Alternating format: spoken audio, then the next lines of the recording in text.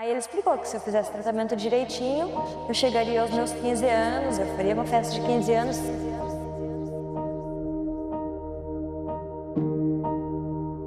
Eles tinham até chamado toda a família para se despedir ali nos primeiros dias, porque estava um estado assim que não tinha mais o que fazer, sabe?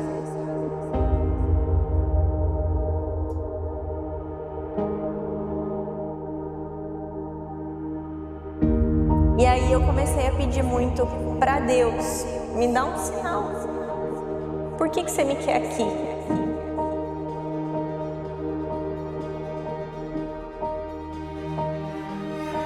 A partir do momento que eu recebi a doação da medula, eu renasci.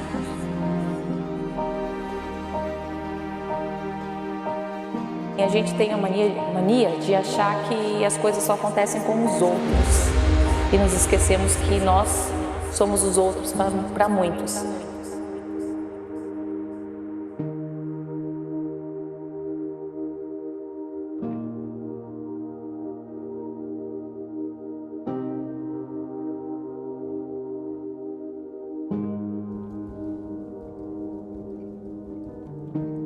Eu sou Daniela Serve Ribeiro, tenho 28 anos, eu sou doadora de sangue há mais de 12 anos e tudo isso começou quando eu tinha uns 16 anos. Eu fui acompanhar a minha mãe no Hemocentro de Cascavel, ela também na época doadora de sangue. Enquanto ela preenchia os papéis de cadastro, a atendente, me questionou se eu tinha essa vontade também de ser doadora de sangue.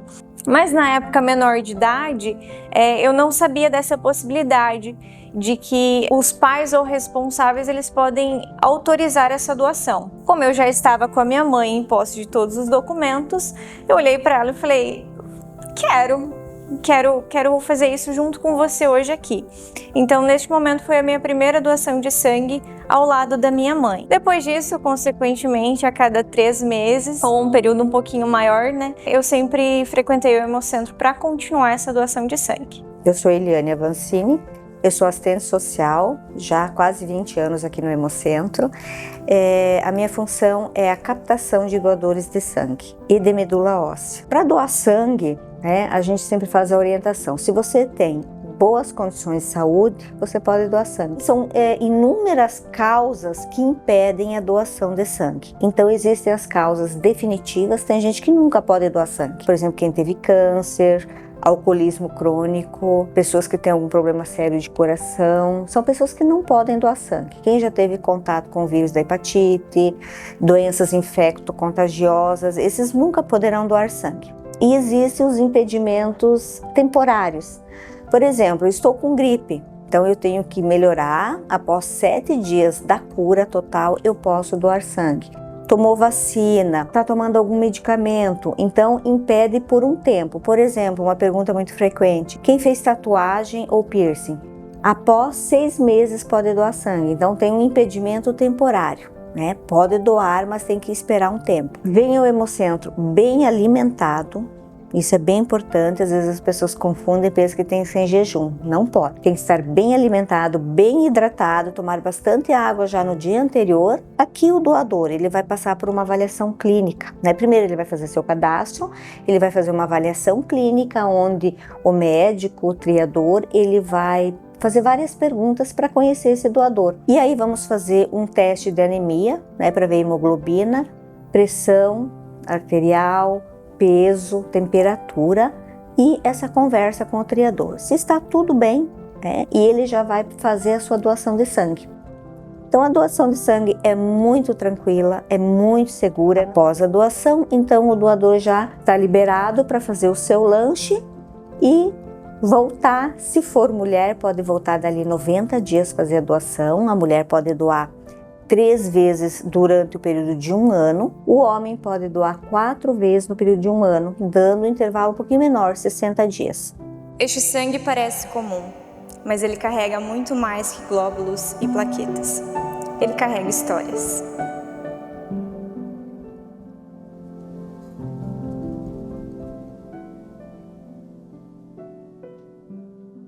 Eu sou a Val Gurski, eu nasci com uma anemia genética chamada beta-talassemia major. Eu fui diagnosticada com 1 aninho de idade E eu era uma criança muito pálida. Meus pais sempre achavam que eu era pálida porque eu morava em apartamento.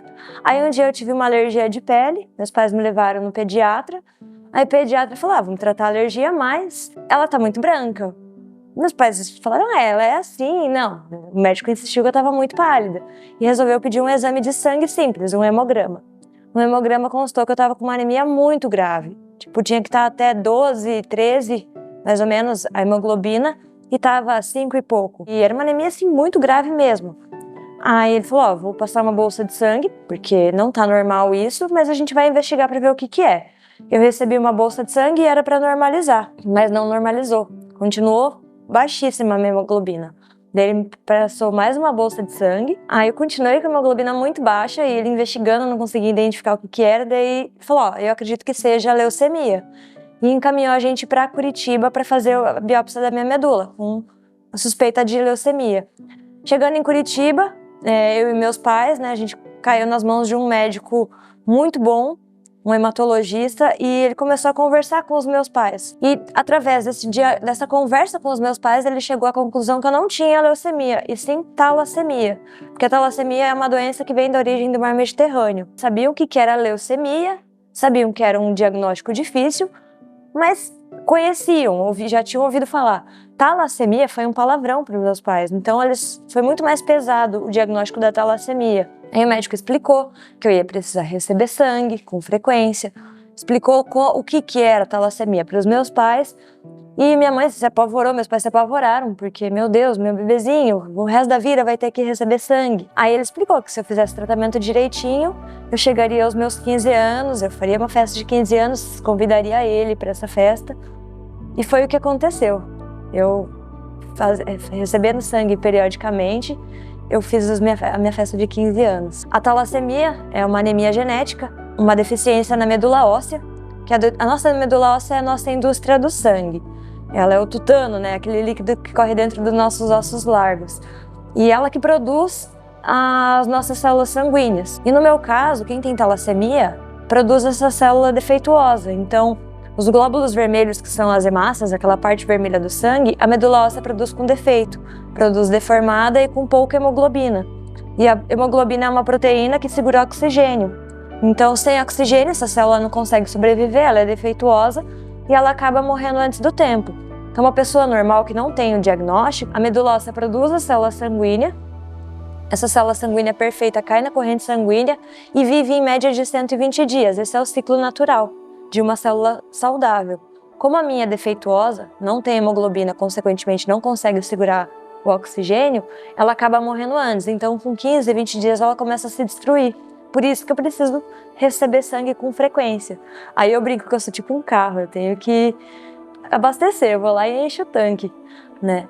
E a cada 21 dias ou a cada 28 dias, de 3 a 4 semanas, eu recebo 3 bolsas de sangue.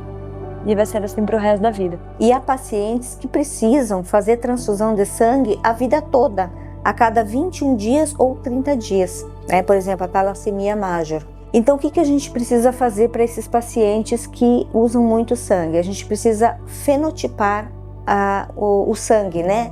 Fazer a fenotipagem, que é o quê? É uma avaliação minuciosa dos 22 antígenos que tem no sangue. É uma avaliação minuciosa desse sangue para encontrar o sangue mais parecido possível com os nossos pacientes, para evitar a criação de anticorpos ou então o paciente ter alguma reação transfusional, que ele pode ter uma reação e o corpo rejeitar aquele sangue. Então, o que a gente faz? A gente seleciona alguns doadores, de preferência doadores que têm disponibilidade para vir doar, aqueles doadores fidelizados, que gostam de doar, têm esse compromisso, e a gente faz essa avaliação, né? Os bioquímicos do hemocentro.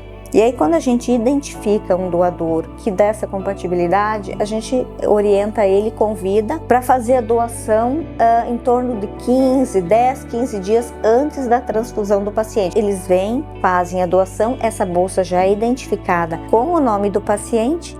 O dia que o paciente vem receber, né, as bolsinhas já estão ali separadas para ele.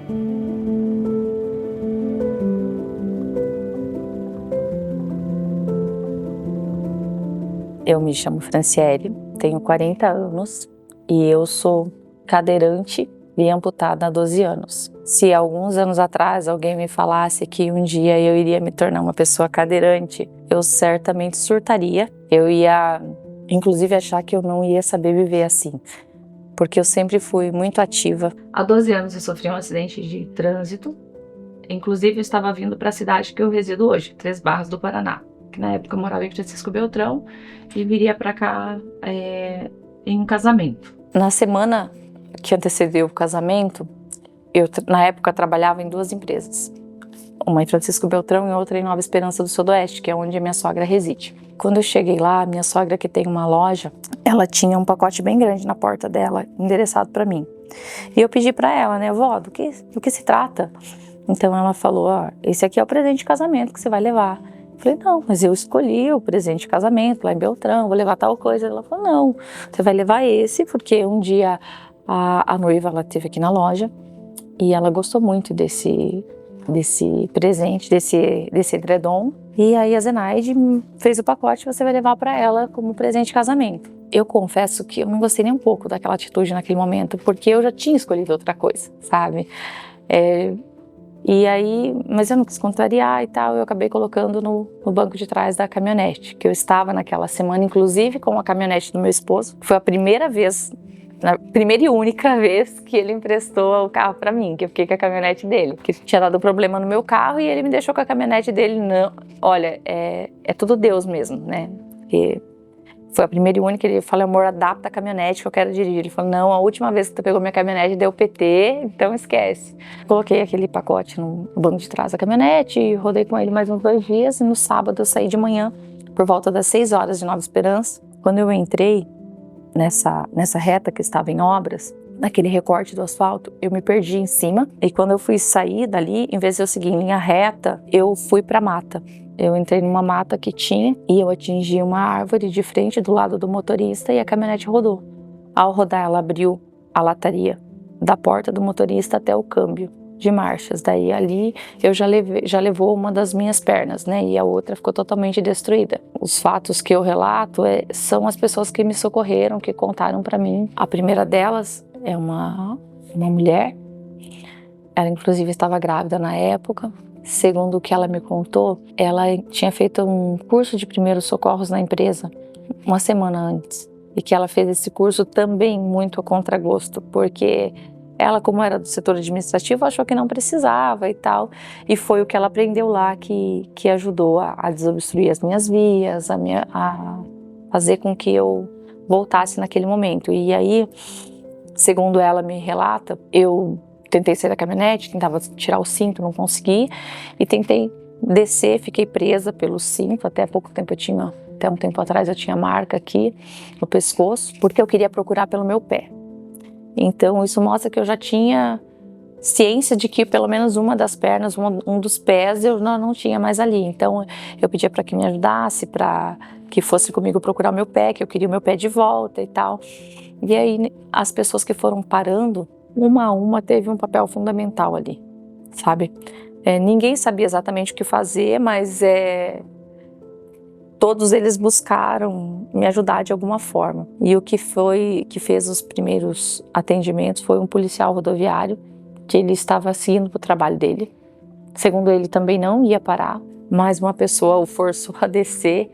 E aí então ele viu que eu não tinha tido não estava tendo hemorragia interna, mas que segundo ele eu não ia suportar nem até a chegada do socorro, devido à amputação da perna, eu estava perdendo muito sangue e tal. Então eu comecei a ter hipotermia. Aí então ele pediu para que as pessoas procurassem, né?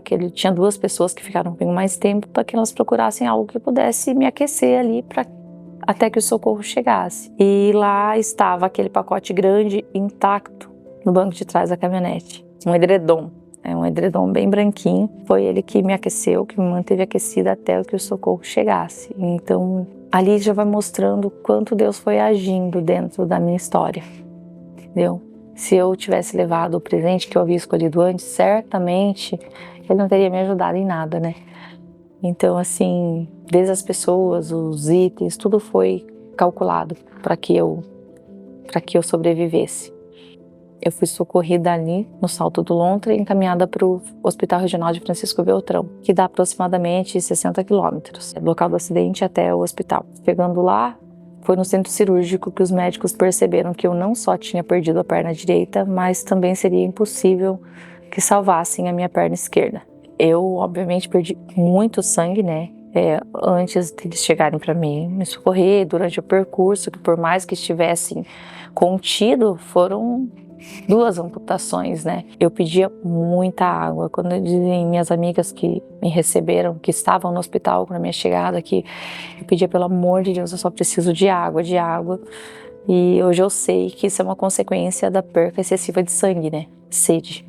Eu fui para o centro cirúrgico e só quando dei entrada no centro cirúrgico eu entrei em choque. Eu era apaixonada por sapatos, né? E por dançar. Mas uma das coisas que eu tenho mais saudade é de colocar o pé no chão, descalço, na grama, pisar assim na água quando você tá, sabe quando joga um balde d'água assim para lavar o piso, você pisa aquela água gelada. É uma das coisas que eu mais sinto falta. Não é do salto, não é de dançar, é disso, das coisas mais simples, das coisas mais comuns. E eu acho que é isso que uma das principais lições que me tornar cadeirante me trouxe, a entender a importância da simplicidade das coisas, sabe?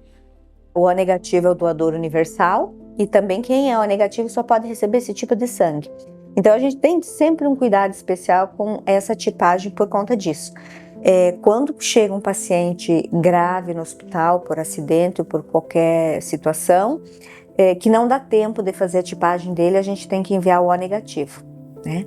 Aí ele vai recebendo esse sangue, a gente já procura fazer logo a tipagem para mandar o tipo a tipo dele, porque o O negativo é um sangue mais raro, né? E que a gente tem que usar com cuidado, né? Porque não é um sangue fácil de conseguir.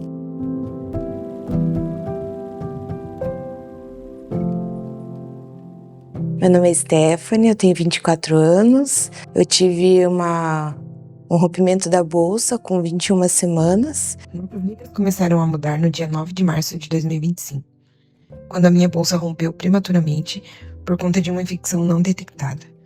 Com apenas 21 semanas, perdi todo o líquido amniótico. Ficamos internados em repouso absoluto, na tentativa de manter a gestação. Eu sentia que algo estava errado, mas nada foi feito. No domingo de madrugada, não ouvimos mais os batimentos do coraçãozinho dela. Na segunda pela manhã, o que eu mais temia foi confirmado na ultrassom morfológica. Minha bebê não tinha mais vida. Retornamos para o quarto do hospital e ficamos no aguardo da obstetra. Mas ali mesmo, devido à demora, o meu corpo entrou em colapso.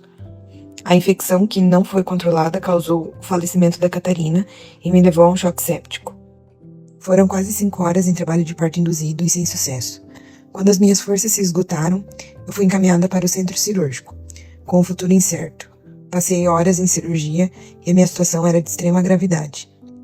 Foi necessário retirar o meu útero junto com a Catarina, pois era o foco da grande infecção que se espalhou pelo meu corpo. Horas depois de retornar do centro cirúrgico, já na UTI, toda a minha família foi chamada para se despedir. Minha vida foi desenganada pelos médicos. Foram longos dias em estado gravíssimo na UTI. Meus órgãos não funcionavam, coração descompensado, pulmão com atelectasia, rins parados, fígado afetado, medula óssea prejudicada, entre várias outras complicações. Foram 51 dias de UTI. Desses 51 dias eu fiquei 20 dias em coma, né? Daí na cirurgia lá da retirada, eu tive hemorragia e precisei bastante sangue, né? E também durante o internamento, como eu me tornei uma paciente renal crônica, eu também precisei reposição de sangue por causa do ferro que é retirado ali, né? Quando a pessoa doa o sangue, ela doa aquela bolsinha de sangue total. A gente vai levar esse sangue para o fracionamento, ou seja, nós vamos produzir 4 hemocomponentes a partir dessa doação. Então vamos produzir o concentrado de hemácias, o concentrado de plaquetas, o plasma e o crioprecipitado. Então, em apenas uma doação, por isso que a gente fala, uma doação vocês podem salvar até 4 vidas, por conta disso.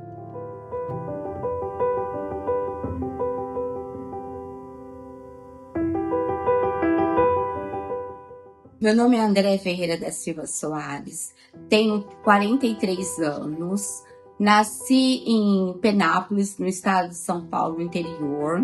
E antes da doença eu trabalhava, vivia uma vida saudável, era dona de casa. Com 33 anos, né, eu descobri que eu estava doente do câncer, que estava com a doença da leucemia, leucemia mieloide crônica. E nessa doença teve uns processos difíceis, né, na minha vida. Quando eu descobri, foi através que eu estava com fluxos de sangue muito alterado. E nesse trajetória, né, que a gente descobre essa doença, a gente fica um pouco em pânico, entra muitas das vezes desespero, né? Mas graças a Deus que começou a caminhar certo. Nesse tratamento da leucemia que eu comecei a fazer, fiquei 4 anos tomando medicações e nessas medicações não começou a fazer efeito que deveria ter feito. Então nisso, em todas as consultas que às vezes eu ia para o médico, eu precisava tomar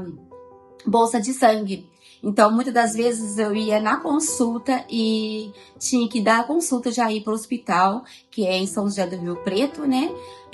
No HB, aqui no interior de São Paulo. E então eu já ficava internada precisando de bolsa de sangue. Então, cada hemocomponente do sangue, ele tem uma finalidade, né? Por exemplo, concentrado de massa, que é a parte vermelha do sangue, é geralmente usado para pacientes com perda sanguínea, anemia, né? E a plaqueta é usada para estancar hemorragias, né? É usado para a coagulação do sangue. E é muito usado, sim, com pacientes de leucemia, né? A gente percebe que pacientes de leucemia, nesses anos que eu estou aqui, o que eu percebo são os que mais necessitam de sangue. A plaqueta, principalmente. Pacientes de câncer, eles fazem quimioterapia, radioterapia e mata as plaquetas, né? Então, ele precisa transfundir muito. Então, hoje em dia nós temos aqui no Hemocentro, já há alguns anos, né? A plaqueta aférese, que a gente coleta do doador apenas a plaqueta. Então, isso para o paciente é extremamente importante, porque ele vai ter contato com apenas um doador, porque uma transfusão de plaquetas geralmente é 8 bolsas. Então, são 8 bolsas, são 8 pessoas, né, que ele vai receber um sangue. E a plaqueta não, de aférese. Então, é de uma pessoa só. Então, ele vai ter menos risco de reação transfusional, por exemplo.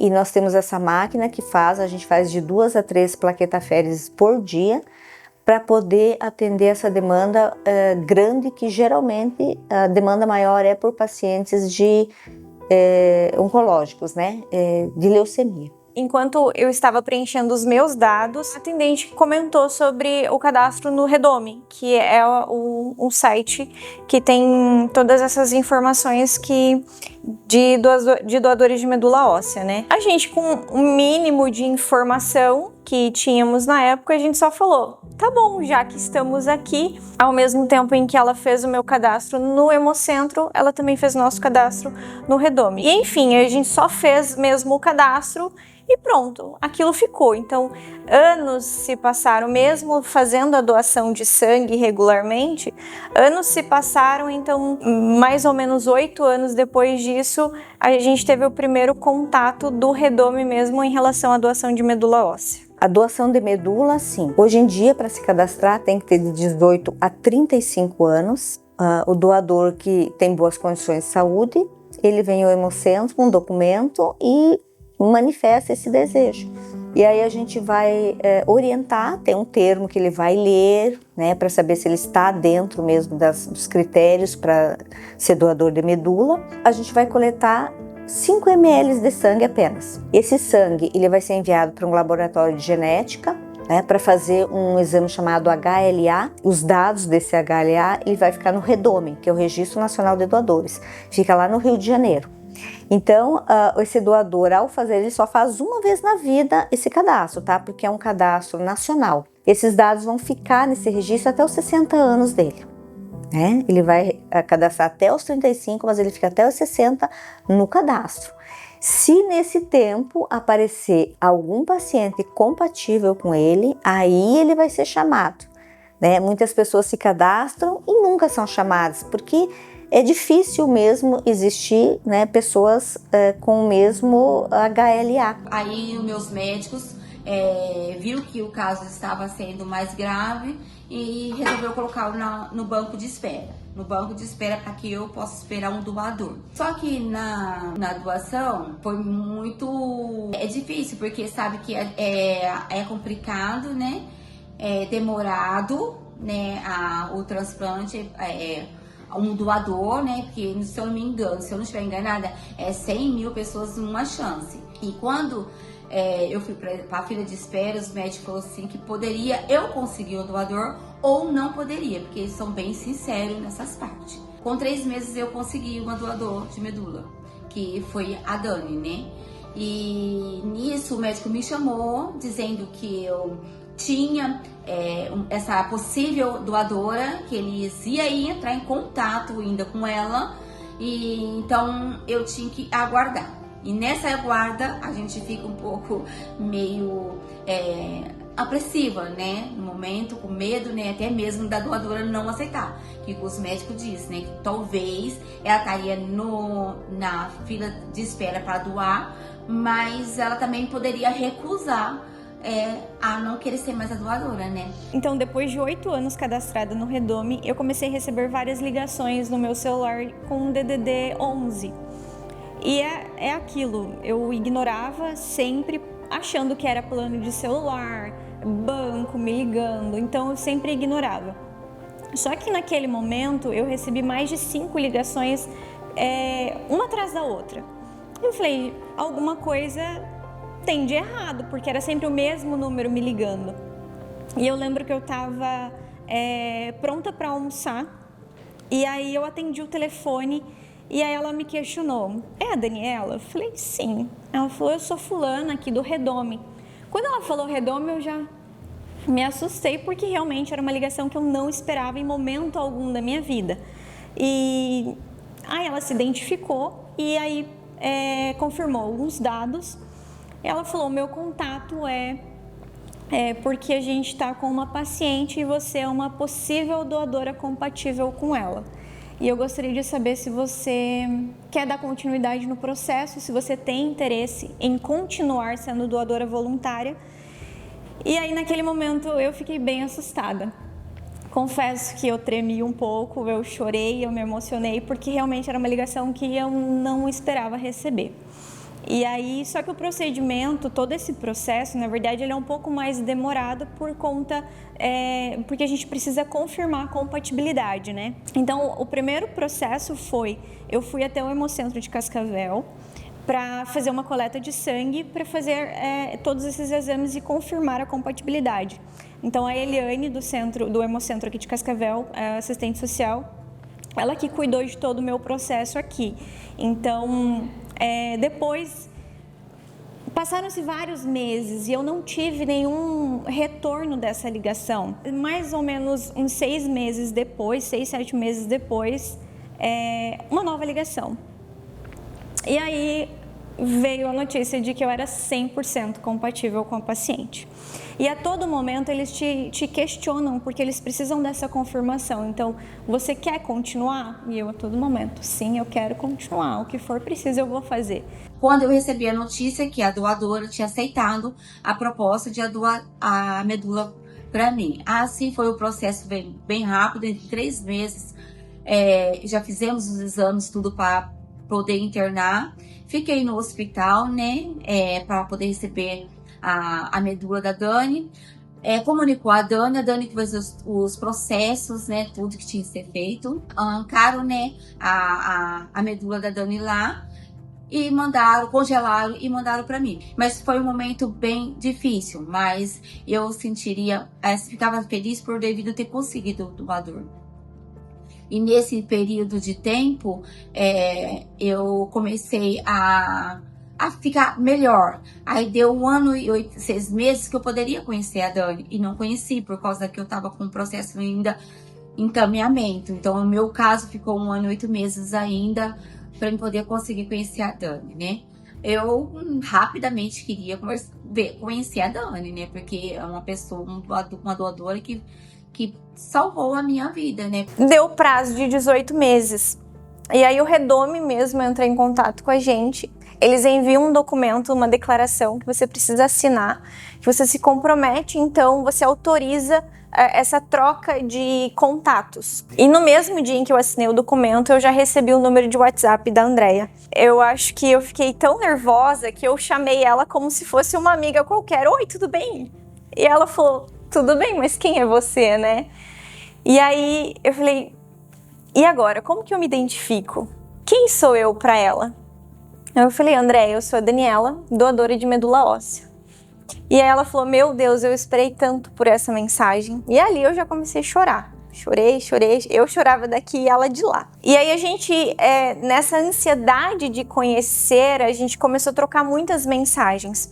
Só que eu estava num processo de organização do meu casamento. E aí, trabalhando o dia todo fora de casa, todos os projetos que tinham no casamento, a minha agenda realmente estava muito apertada. E aí eu falei para ela, André, eu quero muito te conhecer. A minha família quer te conhecer. Eu tô organizando meu casamento, que vai acontecer daqui a algumas semanas. Eu posso pedir para você esperar só mais um pouquinho? Assim que passar tudo isso, eu vou te ligar por chamada de vídeo, junto com a minha família, e a gente quer se conhecer realmente. E por ela, tudo bem, mas a gente mesmo assim trocava algumas mensagens. E sempre ela me dizendo com muita gratidão de tudo isso. Então, depois disso, tendo esse contato com ela, você consegue mensurar tudo isso. Não é uma simples doação de sangue. Você está salvando uma vida. Uma não, 2, 3, 4 vidas, né? Então não é simplesmente uns 15, 20 minutinhos que você perde.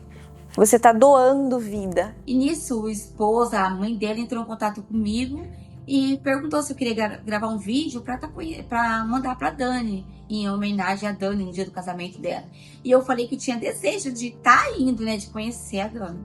E isso ficou aí, né, se combinamos tudo, né, para estar indo para me ver a Dani. E deu tudo certo. Quando pediram para que eu entrasse com um buquê de flor para Dani, né, era assim, como se eu tivesse, né, nossa, vendo assim aquele anjo, né, de Deus que foi enviado para mim para estar me salvando, porque hoje, né, se não fosse a doação de sangue e a doação de medula, hoje eu não poderia, né, agradecer a Dani, né, porque talvez minha vida seria muito mais difícil, talvez eu não poderia ter morrido, cantar até o parabéns para mim, porque foi meu renascimento por devido de uma doação. A Dani deu uma oportunidade para mim hoje estar aqui com meus filhos, tendo sonhos, projetos, e curtindo, né, a minha família, e esperando netos, né, que hoje eu tenho essa oportunidade, né, que talvez eu não poderia hoje nem ter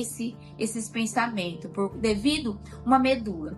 Então, chegou o dia do casamento. E como eu tinha feito toda a organização, todo o cerimonial, eu sabia tudo o que ia acontecer. E aí, o menino que estava fazendo o comentário, um grande amigo nosso, ele falou bem assim, depois de tantas emoções vividas até aqui, a gente preparou uma surpresa para a noiva. Eu falei, ué, que estranho. Isso não estava no roteiro. Ele começa a falar sobre isso, de que há alguns anos a nossa querida Daniela foi ao encontro de alguém que precisava de sua ajuda. E assim doou sua medula. E eu lembro que eu fiz realmente uma cara de assustada. Ele finaliza dizendo, recebamos agora as flores conduzidas por aquela que recebeu a medula, Andréia Ferreira. E ela apareceu, ela e o esposo. Quando ela começou a andar, eu acho que eu fiquei tão emocionada, tão feliz, que eu só conseguia admirar. O tempo parou naquele momento, eu só conseguia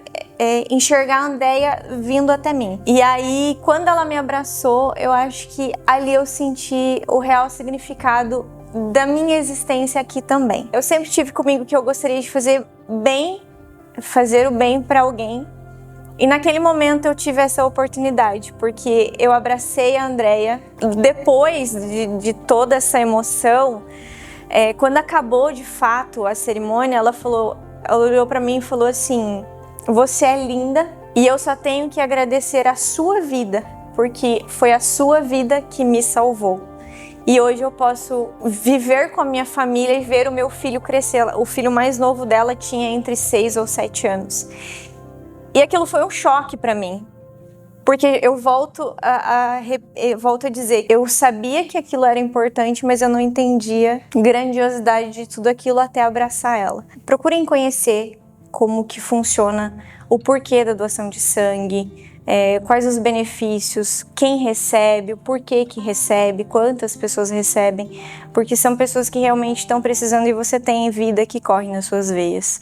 Então, doe sangue e salve vidas. Sou muito grata por ajudar, para as pessoas terem ajudado a minha vida, sabe? Doando sangue, se movimentando, perdendo seu tempo, indo no banco de doação para poder doar, sabe? Se preocupando com pessoas que, como nós, que necessitam.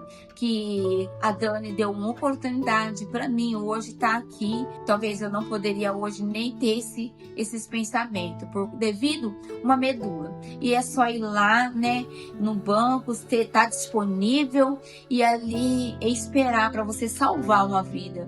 É como você fosse assim, gerar outra vida para outra pessoa, né? Dar a oportunidade dela viver com a família dela, dar a oportunidade dela viver melhor, né?